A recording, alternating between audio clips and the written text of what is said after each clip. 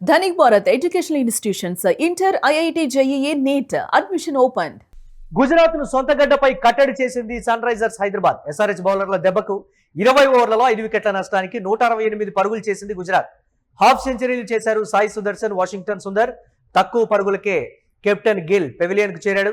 వరుసగా ఫెయిల్ అవుతున్నాడు star batter Jos Buttler. గత 7 మ్యాచ్ల్లో ఒక హాఫ్ సెంచరీ కూడా బట్లర్ చేయలేదు. చెరో 2 వికెట్లు తీసినటువంటి పరిస్థితి ఉంది. ప్రఫుల్ హింగే, షకీబ్ హుస్సేన్. ఇక కట్టుదిట్టంగా ప్యాట్ కమిన్స్ సేన బౌలింగ్ చేసిందనే చెప్పాలి. ఇక SRH టార్గెట్ 169 పరుగులుగా ఉంది. దీనికి సంబంధించి మరిన్ని అప్డేట్స్ స్పోర్ట్స్ అనలిస్ట్ వెంకట్ అందిస్తారు. వెంకట్, గుజరాత్ సొంత గడ్డ మీద SRH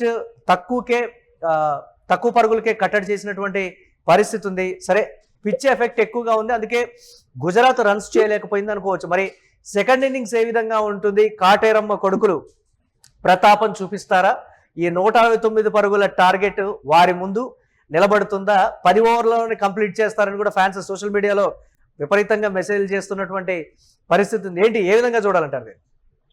10 ఓవర్లో కంప్లీట్ చేసి గుజరాత్ బౌలర్లు ఏమనిపిస్తుంది ప్రస్తుతం చూస్తుంటే, ఫస్ట్ ఓవర్ లో పరుగుల ఖాతా తెరవకుండానే ట్రావిస్ హెడ్ అవుట్ అయ్యాడు. మీరు ఈ రోజు కనుక, అంటే మనం ప్రతిసారి గిల్ గురించి మాట్లాడుకుంటాం కానీ, ఈ రోజు గిల్ ఆట తీరు మీరు చూస్తే ఫాస్ట్ బౌలింగ్ అనుకూలంగా ఉండేటువంటి పిచ్ మీద గిల్ ఆట తీరు చాలా దారుణంగా అనిపించింది నాకైతే. అంటే కెప్టెన్ అంటే ఒక కెప్టెన్ గా ఉన్నప్పుడు అతను జట్టును ఆదుకోవాల్సినటువంటి సమయంలో అతను వికెట్ బారేసుకోవడం అదంతా కూడా చాలా వింతగా అనిపించింది. ఇక ఆ తర్వాత పాపం వాషింగ్టన్ సుందర్ గానీ, లేదంటే సాయి సుదర్శన్ గానీ, వీళ్ళిద్దరూ ఇన్నింగ్స్ ని నిలబెట్టేందుకు పాపం పడినటువంటి శ్రమ అంతా ఇంత కాదు. కీలకమైనటువంటి సమయాల్లో వికెట్లు కోల్పోయినప్పటికీ కూడా ఏ మాత్రం కెప్టెన్ కన్నా బాధ్యతాయుతంగా ఆడారంటారా వీళ్ళిద్దరు? ఆ కెప్టెన్ కి బాధ్యత ఎక్కడ ఉంది? కెప్టెన్ ప్రమోషన్ PR టీం మాత్రమే ఉంది, బాధ్యత లేదు. అలా వీళ్ళకి బాధ్యత ఉంది. ఎందుకంటే వీళ్ళు నిలబడాలనుకుంటున్నారు, వీళ్ళకి మంచి కెరీర్ కావాలనుకుంటున్నారు. అతనిలాగా PR టీం లేదు కాబట్టి వీళ్ళు ఆటతోనే నిరూపించుకోవాలనుకుంటారు కాబట్టి వీళ్ళు ఆటతోనే నిరూపించుకున్నటువంటి పరిస్థితి. ఇక ఫాస్ట్ బౌలింగ్ కు కంప్లీట్ గా, అంటే ఒక స్పిన్నర్ తో కూడా బౌలింగ్ వేయించలేదు అనుకుంటా SRH. నిన్న మనం పంజాబ్ ఢిల్లీ మ్యాచ్ చూస్తే ఒక స్పిన్నర్ అక్షర్ పటేల్ గానీ, లేదంటే వీళ్ళు కుల్దీప్ యాదవ్ గానీ, లేదంటే యుజ్వేంద్ర చాహల్ గానీ, వీళ్ళెవరు కూడా బంతి పట్టుకోలే. కుల్దీప్ యాదవ్ తుది జట్లు కూడా లేదు అనుకుంటారైనా. ఇక ఈ రోజు కూడా కొత్త స్పిన్ బౌలర్లకు ఎవరికి కూడా ఇవ్వనటువంటి పరిస్థితి. ఇక ఫాస్ట్ బౌలింగ్ కు పిచ్ కంప్లీట్ గా అనుకూలంగా ఉంది అనేటువంటి సంకేతాలు. మహమ్మద్ సిరాజ్ బౌలింగ్ మీరు అతను వేసినటువంటి ఫస్ట్ ఓవర్ మొత్తం చూస్తే చాలా వరకు చాలా జాగ్రత్తగా, అది అంటే ఆ లైన్ అండ్ లెంగ్త్ గానీ, లేదంటే పిచ్ నుంచి అందుతున్నటువంటి కోఆపరేషన్ గానీ చాలా బాగుంది. కాబట్టి అంటే ఇప్పుడు ఫస్ట్ ఓవర్ వికెట్ మేడింది ఇది. కాబట్టి మరి తర్వాత ఓవర్లు ఎలా ఉండబోతున్నాయనే చూడాలి.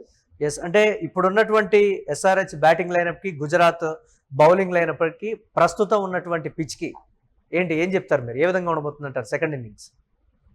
సెకండ్ ఇన్నింగ్స్ అంటే మీరు ఎప్పుడైనా సరే అబ్జర్వ్ చేయండి, T20 వరల్డ్ కప్ నుంచి కూడా ఈ రోజు జరుగుతున్నటువంటి మ్యాచ్ వరకు ఏది కూడా లో స్కోరింగ్ మ్యాచ్ అనేది అంత ఈజీగా చేయలేరు అనేది మనకి స్పష్టంగా అర్థమవుతుంది. IPL లో జరిగినటువంటి ప్రతి మ్యాచ్ కూడా లో స్కోరింగ్ మ్యాచెస్. మొన్న ముంబై మ్యాచ్ కూడా అలాగే జరిగినట్టుంది. లో స్కోరింగ్ మ్యాచ్ డిఫెండ్ చేసుకోవడం బాగా నెక్ టు నెక్. ఈ రోజు కూడా ఇప్పుడు కగిసో రబాడా గానీ, మహమ్మద్ సిరాజ్ గానీ, వీళ్ళు చాలా ఎక్స్పీరియన్స్డ్ బౌలర్స్ ఉన్నారు. జాసన్ హోల్డర్ గానీ, అలాగే ప్రసిద్ధ్ కృష్ణ, మొత్తం 4-5 పేస్ బౌలర్లు ఉన్నారు. కాబట్టి ఖచ్చితంగా ఈ రోజు పేస్ బౌలింగ్ అది కంప్లీట్ గా అనుకూలంగా ఉంటుంది. చేజింగ్ అయితే అంత ఈజీ కాదు. మరి అభిషేక్ శర్మ గానీ, లేదంటే వీళ్ళు ఎలా ఆడబోతున్నారనే చూడాలి. SRH వైపు batting side match turning player అంటే వాట్స్ యువర్ ఎక్స్పెక్టేషన్? నాకు ఇలాంటి టఫ్ సిచ్యువేషన్స్ లో అభిషేక్ శర్మ ఒకడు బాగా ఆడతాడు. ఇషాన్ కిషన్ కంటే కూడా అభిషేక్ శర్మ ఒకడు నిలబడేటువంటి అవకాశం ఉంటుంది. అలాగే హెన్రిచ్ క్లాస్ ప్యాట్ కమిన్స్ వరకు కూడా బ్యాటింగ్ చేసే పరిస్థితి ఉంది కదా వెంకట్, మనం ఆర్డర్ చూస్తే.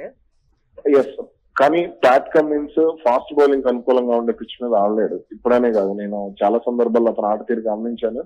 అతను ఫాస్ట్ బౌలింగ్ అనుకూలంగా ఉండేటువంటి పిచ్ మీద ఆడినటువంటి పరిస్థితి ఉండదు. గుజరాత్ సైడ్ నిలకడగా ఆడినట్టు ఒక ఇద్దరు నిలకడగా ఆడినా గానీ ఈ స్కోర్ ని ఈజీగా ఛేదించవచ్చు అనేటువంటి మాట ఆ స్థాయి ప్లేయర్స్. అవును, గుజరాత్ నుంచి ఇద్దరు నిలకడగా ఆడినా సరే అది ఖచ్చితంగా ఛేదించేటువంటి అవకాశం. SRH నుంచి ఇద్దరు నిలకడగా ఆడినా సరే ఛేదించేటువంటి అవకాశం ఉంటుంది.